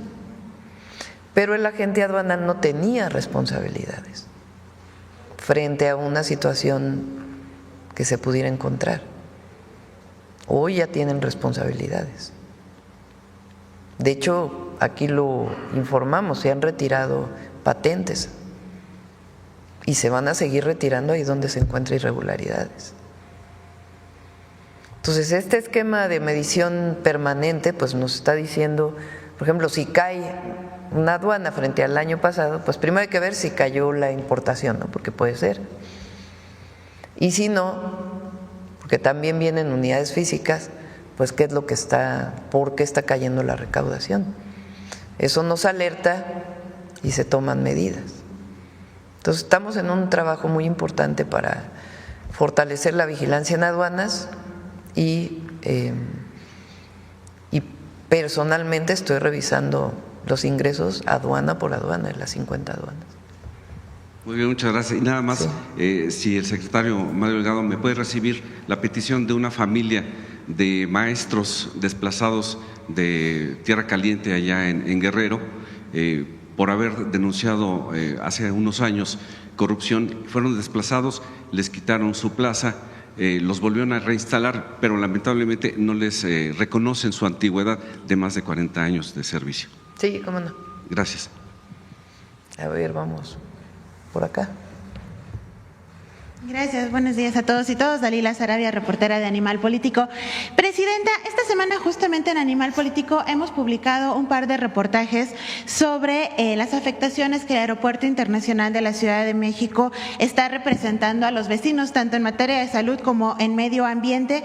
Esto a consecuencia de tomas clandestinas, derrames de hidrocarburos y la propia contaminación que representa la estación de combustibles del propio aeropuerto. Los vecinos en su primer contacto ya se han puesto en contacto, por supuesto, con la Secretaría de Protección Civil para que los pudiera atender, pero al tratarse de una infraestructura federal y tan estratégica, preguntarle si usted estaba al tanto de estas quejas y estos problemas que los vecinos de las colonias aledañas al aeropuerto de la Ciudad de México están manifestando. No tenía información, pero con gusto lo revisamos. Usted que fue jefa de gobierno aquí de la Ciudad de México, desde antes se había revisado pues esto de las tomas clandestinas, estos de los derrames que se han tenido, que se tienen documentados tanto por Pemex e incluso la Fiscalía ha ido a predios donde se ha detectado que se ordeña hidrocarburo. ¿Se había hecho pues una investigación o se tenía algún tipo de plan para poderlo atender desde su administración aquí en la Ciudad de México? A ver, desde que inició todo el proceso en el 19 de evitar el huachicol por el presidente López Obrador, todas las autoridades estatales pues estuvimos alertas. Tuvimos varios casos que fueron reportados mientras estuve en la jefatura de gobierno, de robo de combustible que se daba cuenta la Secretaría de Seguridad. En este caso las fiscalías estatales no intervienen, sino es la Fiscalía General de la República por ser un delito federal. Pero de todas maneras se informaba a Pemex, se aseguraba el predio y hubo un caso, por ejemplo, en Añil que tardó mucho tiempo en limpiarse porque era una fuga que tenía muchísimo tiempo y ahí se apoyó a la ciudadanía. Incluso personalmente fui 2 veces a revisar cómo estaba y después se siguió trabajando. Entonces ahí donde se encontraba siempre se actuó. En este caso en particular que dices el aeropuerto, pues hay que ver qué es lo que está pasando. ¿Es necesario, Presidenta, dadas las condiciones, estamos hablando alrededor de 37,000 vecinos que están en torno al aeropuerto de la Ciudad de México, de poder hacer alguna intervención de saneamiento, no necesariamente o quizá en parte el aeropuerto, pero todo lo que está en torno a esta infraestructura? Recordaba cuando se hizo estas consultas de que el aeropuerto iba a cerrar y que ahí se podía construir no sé cuánta cosa, se habló de un saneamiento del espacio, por supuesto esos planes quedaron atrás, pero es importante, es necesario, su administración. Pues primero hay que medir si es necesario un saneamiento a partir de lo que se encuentra en el suelo. Hay muchas técnicas para eso. Entonces, si en efecto hay alguna filtración, alguna fuga, pues se hace el trabajo, como se hizo en el caso de Añil, que fue un trabajo muy minucioso que se hizo para limpiar el suelo. Entonces, primero que nada, pues hay que ver qué es lo que está pasando, ¿no? Antes de adelantarse hacia lo siguiente. Ok, ¿se estaría pues instruyendo usted que se fuera a revisar Sí, tiene que hacerlo la Secretaría, la Coordinación de Protección Civil, junto con Secretaría de Protección Civil del Gobierno de la Ciudad y Pemex, por supuesto. Y por último, Presidente, justamente en este tema, preguntarle de manera general, yo sé que será muy complicado que nos diga paso por paso en este momento, pero en manera general, ¿qué medidas se está tomando desde el gobierno federal para seguir identificando, previniendo y atendiendo sitios contaminados, ya sea por particulares o por paraestatales, y que se le dé seguimiento no solamente, por supuesto, en Ciudad de México, sino en todo el país para poder cuidar pues el suelo y hay protocolos. establecidos cuando hay una fuga de combustible, que tiene perfectamente clara la Coordinación de Protección Civil. Entonces, cuando se detecta que hay una fuga, de inmediato se entra el área logística de Pemex normalmente y las instituciones de los estados para ayudar en un caso así. Entonces, hay protocolos establecidos, no es que no haya nada en el país, hay protocolos muy claros de protección civil y de saneamiento en caso de que se necesite, de remediación. Es, digamos, la continuidad de lo que se tenía, no algo específico para pues atender. Es que son protocolos muy avanzados ya, muy avanzados. Lo conozco porque lo viví en la ciudad. Cuando se detectaba algo, desde, si es necesario, cuando se encuentra que hay niveles altos, se puede desalojar la zona. Si no son niveles altos, de acuerdo con un protocolo, con una norma, pues entonces comienza el saneamiento, se ve si llegó al drenaje o no llegó al drenaje. Hay protocolos de medición establecidos. De acuerdo, gracias, presidenta. Sí.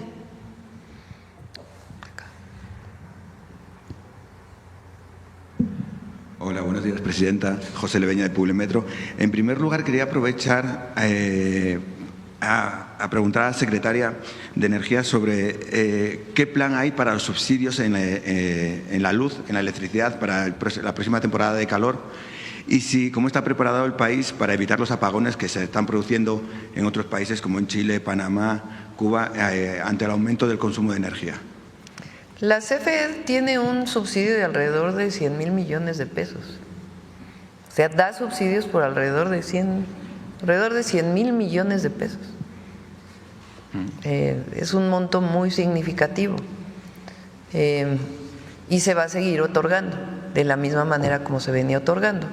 Ahora ya muy pronto vamos a presentar un programa que estamos elaborando, que lo prometí en Mexicali, que lo está haciendo Luz Helena con la directora de CFE, para instalar paneles solares en viviendas de consumo medio y bajo que tienen altas tarifas, para que a través de un consumo distinto y del ahorro de energía y del uso de fuentes renovables disminuyan su tarifa, porque están consumiendo a partir de otra fuente. Particularmente en Mexicali, porque es el lugar de más altas temperaturas y de mayor consumo de aire acondicionado. Ya funcionando ahí, pues ya nos podríamos ir a otras zonas. Y se inauguró recientemente la planta de ciclo combinado de Salamanca.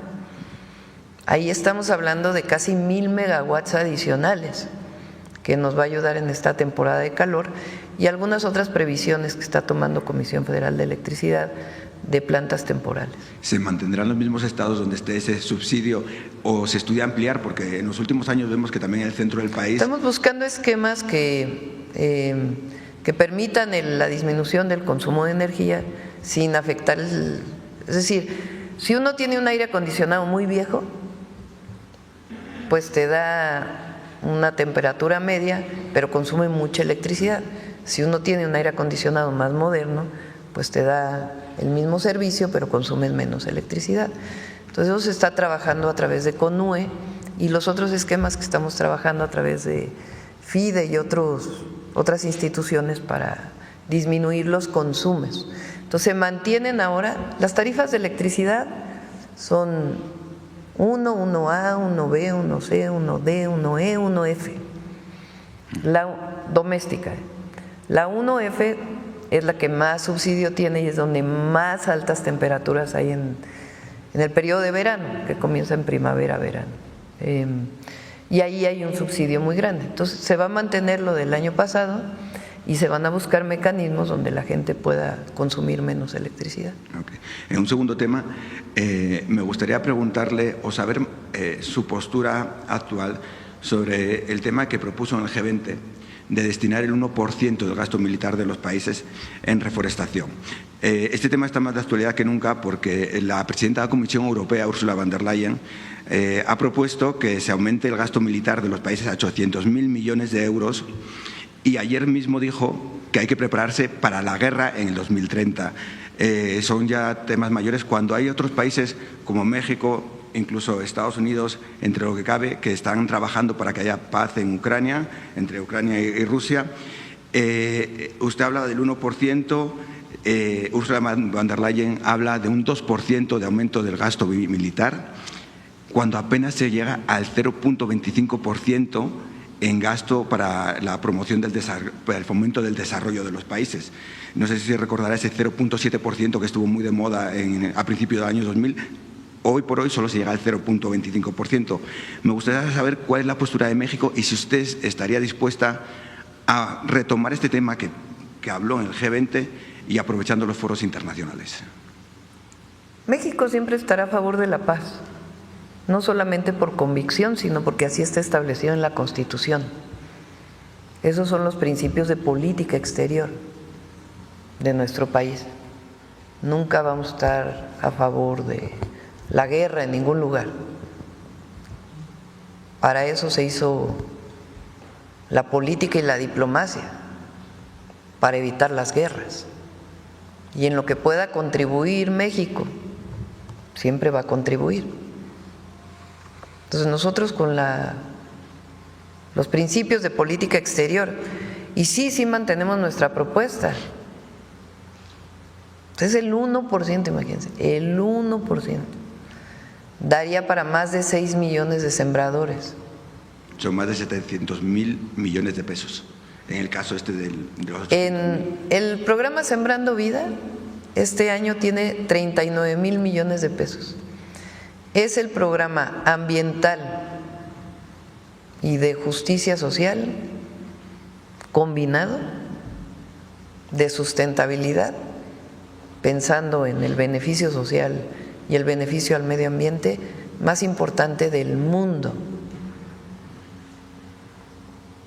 Los fondos verdes que se acordaron para apoyar la disminución del cambio climático nunca llegaron a ese monto que da México, que invierte México, y seguimos invirtiendo en países, apoyando a países centroamericanos con el programa Sembrando Vida y los programas de apoyo de jóvenes construyendo el futuro.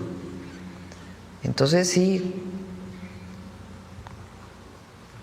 es ficticio un crecimiento económico basado en la industria militar. Por otro lado, esta semana se acaba de convocar el concurso de ingreso al Servicio Exterior Mexicano 2025. Se han convocado 99 plazas. Sin embargo, año tras año hemos visto que hay un punto entre los requisitos, y es que los mexicanos no pueden tener doble nacionalidad para acceder a este concurso. Me gustaría saber… ¿A cuál concurso? Al de Servicio Exterior Mexicano. Siempre ha sido así. Siempre ha sido así, de que solamente se puede una nacionalidad. La nacionalidad mexicana, que es el servicio exterior. Okay. ¿Esto no aplica para ningún otro concurso? No, es el servicio exterior. No puedes ser cónsul si tienes doble nacionalidad. Okay. Y ya para terminar, me gustaría saber, o si pudiéramos aprovechar una mañanera para presentar los avances que están teniendo tanto el gobierno de Monterrey, Nuevo León, Jalisco y Ciudad de México, los avances en la infraestructura pública para el próximo Mundial. Hemos visto… Nos vamos a reunir ya pronto con Clara, va muy avanzada ella en muchos temas, y Rosa Isela ha estado revisando todo el tema del Mundial del 2026, está ahí Gabriela Cuevas, que nos está ayudando mucho, también Josefina, la secretaria de Turismo.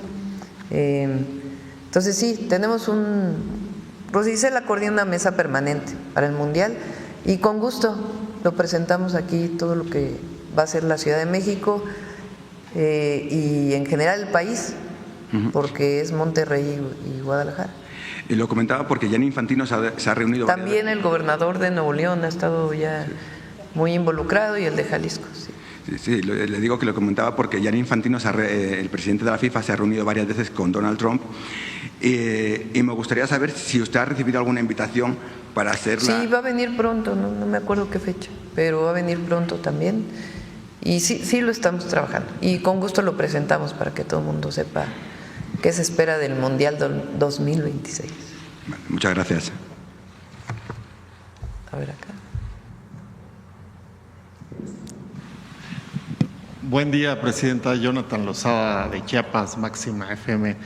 En este contexto de diálogo y acuerdos con la CENTE, quiero preguntarle cuál es su percepción en torno a cómo ellos están llevando esta negociación, y lo planteo a partir de esta propuesta que nos ha dado a conocer el día de hoy, en la que recoge pues peticiones muy claras de ellos, como la reforma del ISSSTE, que tenía confusión, como el tema de las jubilaciones, pero además su gobierno agrega un tema de beneficio, que es el de la vivienda. ¿Cómo percibe con ellos esta negociación?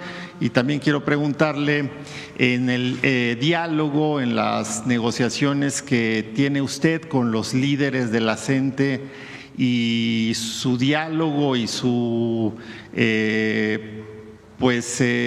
pláticas constantes que tienen las giras con el magisterio de abajo, pues, ¿cómo lo percibe? ¿Hay coincidencias?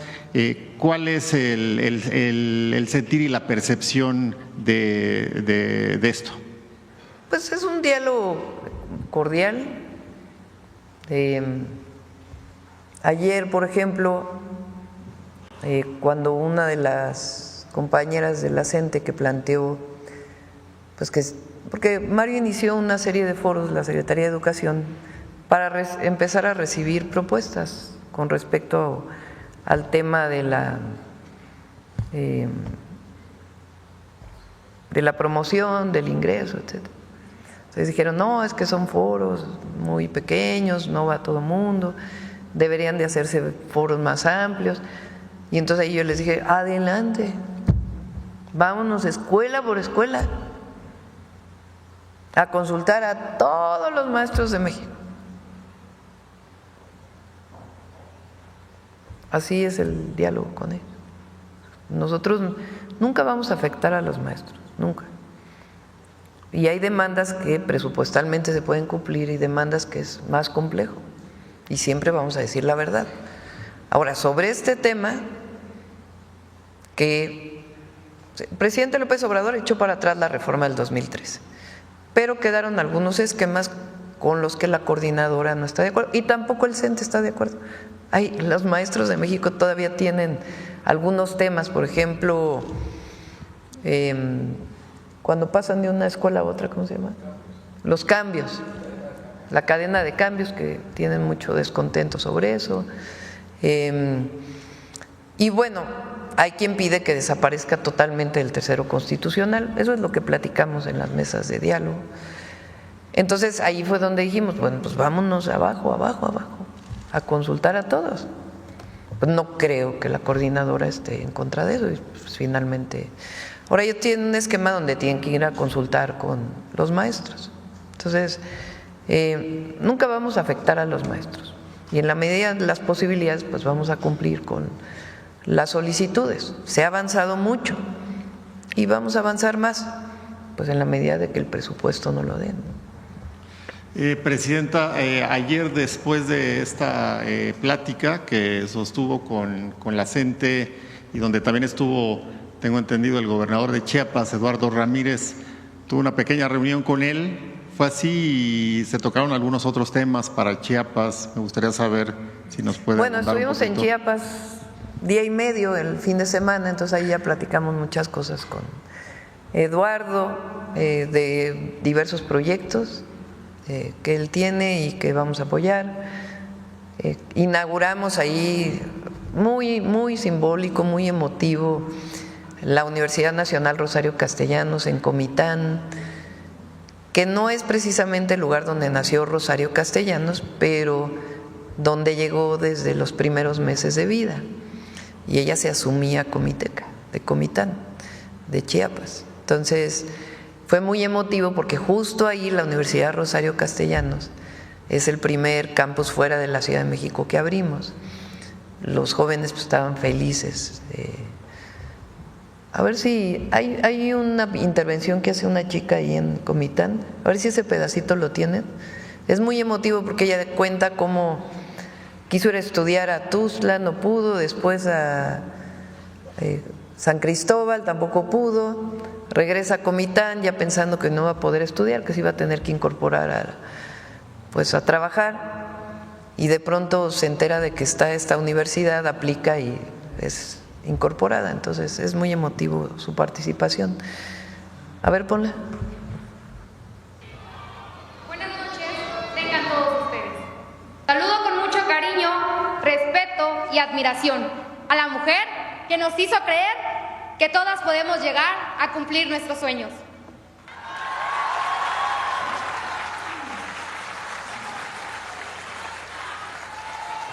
A la primera mujer en la historia de México en ser presidenta, a la doctora Claudia Sheinbaum Pardo.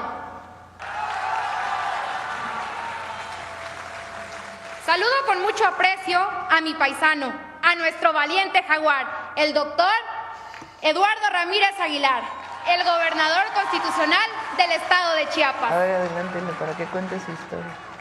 Mi nombre es Estefanía Castellanos López. Tengo 19 años y soy estudiante de la carrera de Derecho y Criminología. Soy orgullosamente del barrio Chichimá, Guadalupe de Comitán.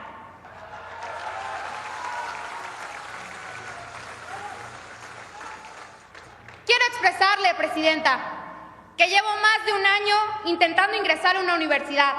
Con la ilusión de poder estudiar una carrera universitaria, salí de Comitán rumbo a la ciudad de Tuxtla Gutiérrez. Quiero decirle que este episodio de mi vida fue muy difícil por sufrir la discriminación de mis compañeros y profesores por mi calidad de mujer. En una carrera donde la sociedad dicta que solo los hombres pueden ingresar y después ejercer.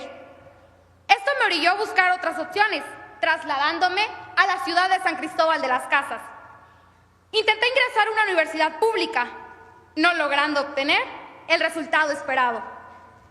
Desanimada y desesperada, regresé a mi lugar de origen, donde me incorporé al sector productivo. Estoy convencida de que nada pasa por casualidad y a través de un mensaje de nuestro gobernador en redes sociales, me enteré de la próxima apertura de la Universidad Nacional Rosario Castellanos.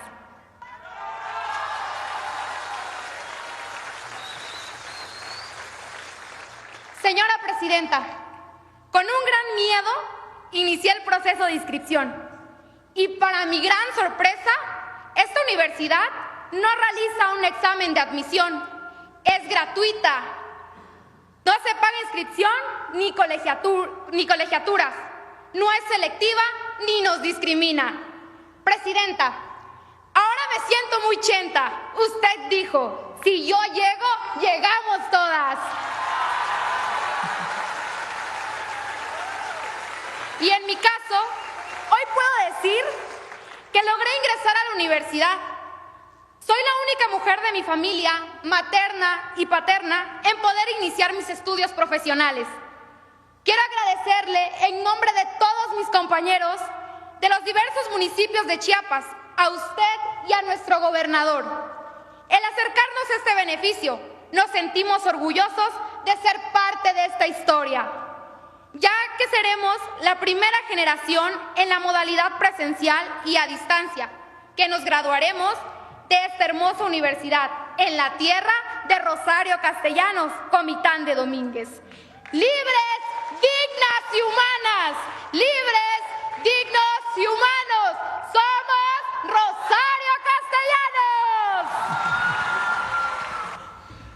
Después del evento tuve la oportunidad de platicar con algunos estudiantes y pues me llamó mucho la atención que el mensaje no fue solo de esperanza y fortaleza, también de dignidad como mexicanos, y creo que está en este contexto de lo que ha venido planteando. Y al otro día estuvo usted en Las Margaritas, en donde también pues es un municipio tojolabal que durante mucho tiempo estuvo pues caracterizado también por una cultura machista. Pero al enviar su mensaje, los rostros de muchas mujeres y muchos hombres aceptaron y sonrieron con usted. Eso fue muy claro y me parece, lo digo a título de como chiapaneco, que el cambio se esparce, se ve y se comparte. Y en este sentido, de su gira, Presidenta, yo quiero preguntarle, porque estuvo también en el marco de 100 días de gobierno de Eduardo Ramírez, y pues tenemos que decirlo, también en Chiapas hay un proceso de pacificación exitoso. Transitar por los caminos de Chiapas hoy es transitar con seguridad. Ha sido, yo creo, una clave de este gobierno en Chiapas. Y yo quiero preguntarle, usted cómo lo vivió y qué piensa al respecto, porque tuvimos durante algún tiempo dificultades en la llegada del turismo y hoy viene un turismo, el de Semana Santa. ¿Usted invitaría a la gente a llegar a Chiapas? ¿Es seguro en su percepción? Sí. Sobre todo la percepción de la gente, que es donde se nota. Ha estado haciendo muy buen trabajo el gobernador Eduardo Ramírez. Y no es común que un gobernador diga, es que estamos en un evento de miles de personas, que diga estamos pacificando el Estado y que la gente de inmediato aplauda, ¿no?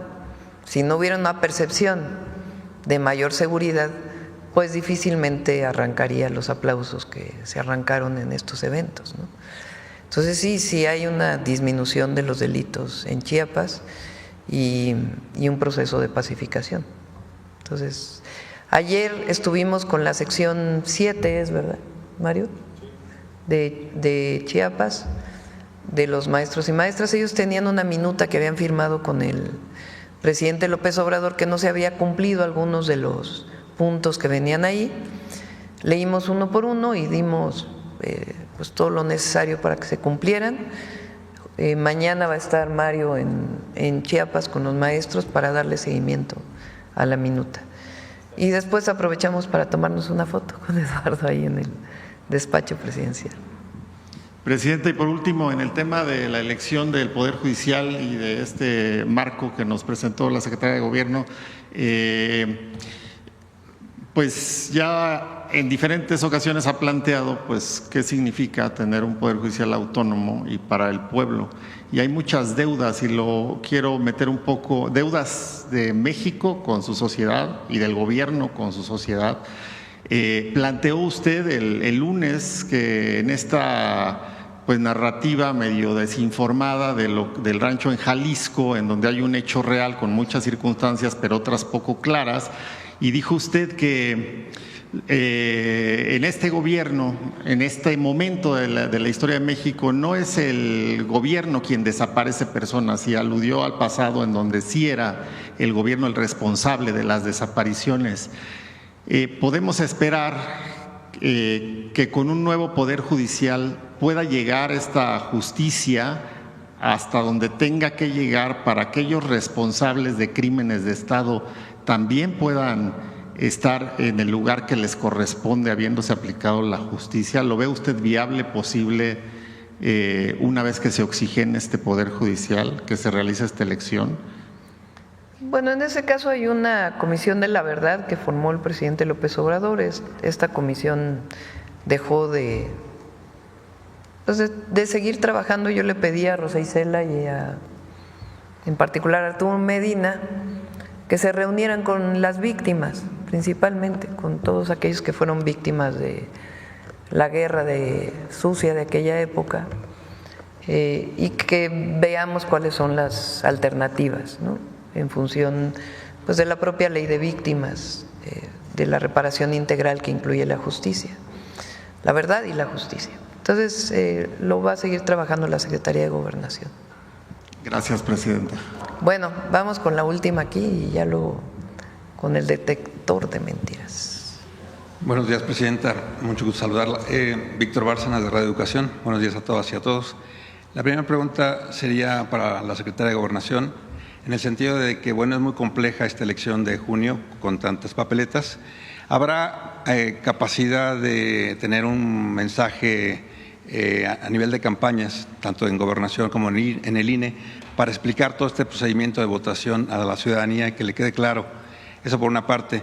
La otra es si hay un establecimiento de un proyecto de seguridad para los aspirantes a algunos de los cargos de estos 801 cargos en disputa en el Poder Judicial, en el sentido de algunas regiones que tengan alguna incidencia de criminalidad en el país, que puedan estar en riesgo la elección como tal. ¿Hay ya un plan para resolver en ese sentido? Sería la primera pregunta. Sí, ahora le doy por la parte de seguridad, pero el INE inicia ya su campaña.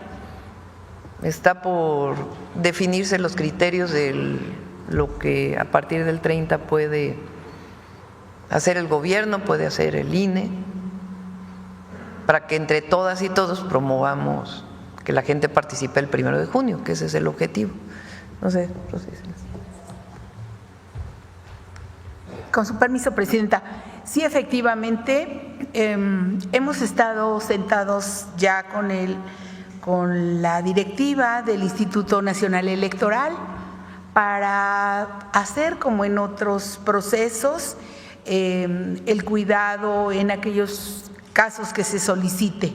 Todavía no se tiene específicamente cómo va a ser, pero el INE sabe, como en otras ocasiones, que puede contar siempre con el apoyo del Gabinete de Seguridad. Entonces, estamos en eso. Es el secretario Omar García Harfuch quien lleva la mano. A nosotros nos toca, digamos, la parte del enlace con este y otros organismos autónomos, pero estamos pendientes, faltan todavía días y veremos qué es lo necesario, todo lo necesario.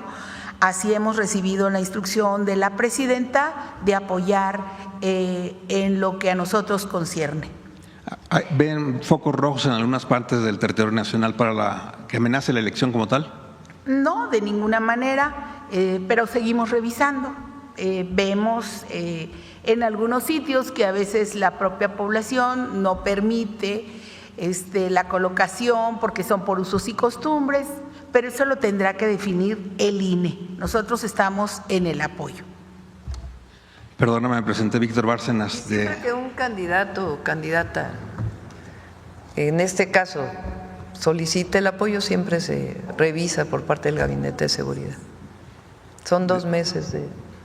Decía que, perdón, no me presenté Víctor Bárcenas, de Radio Educación. Presidenta, si bien esta semana anunció las medidas para la desaparición, parece que más allá del margen o la campaña negra que está en redes contra su propia gestión de gobierno, parece que fueron bien recibidas este acercamiento que hace para atender el problema de las desapariciones. ¿Tiene planteado alguna vez o quién va a atender directamente a los grupos de colectivos de mujeres y hombres buscadores y familiares de víctimas de desaparición? Lo ha estado atendiendo la secretaria Rosa Isela y va a seguir atendiendo. ¿Ella lo va a atender directamente? Sí. ¿Usted no tiene planeado reunirse con ellas? Pues si es necesario en algún momento, pero por lo pronto la Secretaría de Gobernación. Mi tercera pregunta tiene que ver con el asunto de ayer de la situación de las medicinas y la denuncia que se hace respecto de irregularidades en la licitación.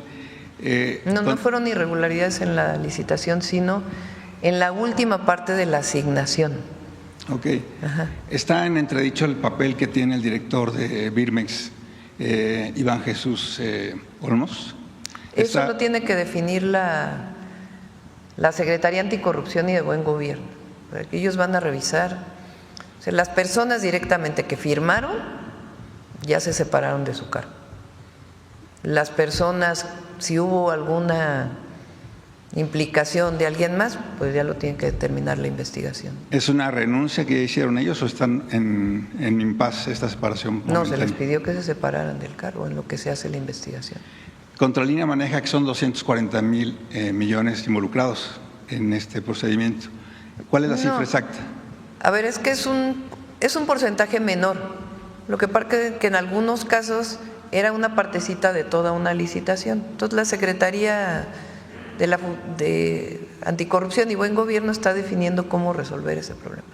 Lo que tiene que haber una garantía es de transparencia, de que se está asignando al mejor competidor en términos de precios y de calidad, y de que no se va a tolerar bajo ninguna circunstancia la corrupción. Entonces eso se va a cumplir. Este caso particular refleja un poco que hay incrustado dentro de la Administración Pública Federal elementos que todavía tienen accionar como funcionarios que no tiene apego a una cierta ética de transformación. Pues yo creo que lo importante aquí es que tanto Eduardo Clark como Raquel Buenrostro, de inmediato, cuando detectaron que había un problema, de inmediato, primero me informaron de que estaban detectando el problema y de inmediato se tomaron cartas en el asunto. Malo sería que no se hubiera detectado. Siempre puede haber una persona que pueda cometer alguna irregularidad. Lo importante es que se prevenga, ¿no? y en todo caso si se comete que se sancione.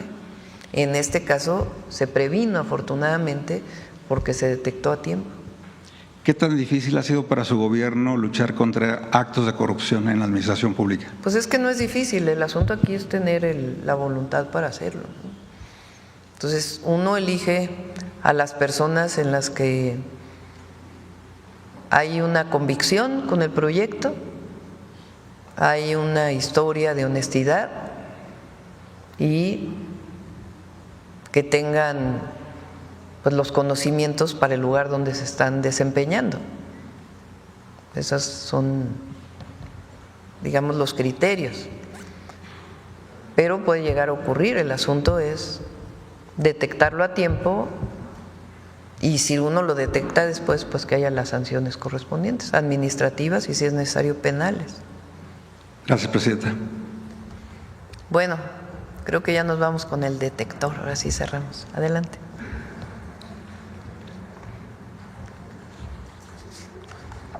Con su permiso, presidenta. Buenos días a todas y todos.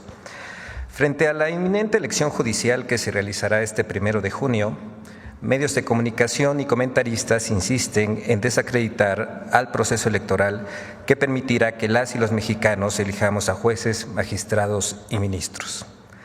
¿Qué persiguen aquellos que defienden a juzgadores que liberan a presuntos delincuentes o que congelan expedientes fiscales? ¿Por qué los que decían que el INE no se toca hoy lo desacreditan? Veamos el video del detector de mentiras de esta semana.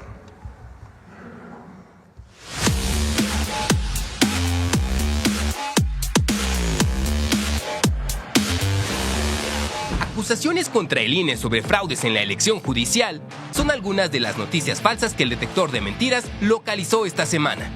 1. La elección judicial no será universal. Por primera vez en 30 años, el voto no será universal ni directo.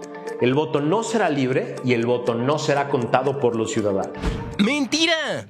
Debido a que la geografía electoral y judicial en México no coincide completamente, el INE llevó a cabo un proceso de armonización para garantizar una elección equitativa de cargos del Poder Judicial de la Federación, estableciendo 60 distritos judiciales electorales con un número equilibrado de electores para mantener una proporcionalidad y accesibilidad en la votación. 2. La elección judicial no garantiza el libre ejercicio del voto.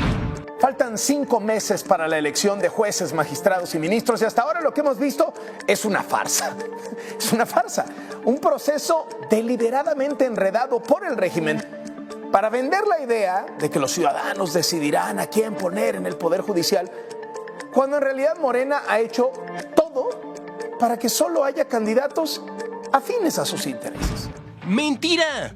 El artículo 96 de la Constitución dispone que la elección de personas juzgadoras se realizará de manera libre, directa y secreta por la ciudadanía. Al igual que en otras elecciones, el INE como encargado de organizar el proceso dispondrá de las medidas adecuadas para proteger la emisión del voto. Por ejemplo, las boletas se imprimirán en papel seguridad. Las casillas seccionales se integrarán por vecinas y vecinos, quienes se encargarán de separar las boletas depositadas en las urnas únicas para remitirlas a los consejos distritales. Se perforará la credencial de elector y el dedo de cada persona votante será marcado con tinta indeleble. Además, se permitirá a la ciudadanía participar como observadora electoral. 3. El Instituto Nacional de Migración creó una línea para denunciar ciudadanos estadounidenses que residen ilegalmente en México. ¡Mentira! Dentro del Instituto Nacional de Migración no existe alguna línea para denunciar estadounidenses ilegales. Por el contrario, el Instituto Nacional de Migración cuenta con una línea telefónica que brinda asesoría y orientación a extranjeros sobre trámites migratorios a través del Centro de Atención a Migrantes. 4. El presidente Donald Trump impondrá multas por hablar español públicamente en Estados Unidos. ¡Mentira! La orden ejecutiva que firmó el presidente de Estados Unidos, Donald Trump, únicamente establece que el inglés es el idioma oficial de Estados Unidos. Sin embargo, esta orden no prohíbe el uso de otros idiomas en este país.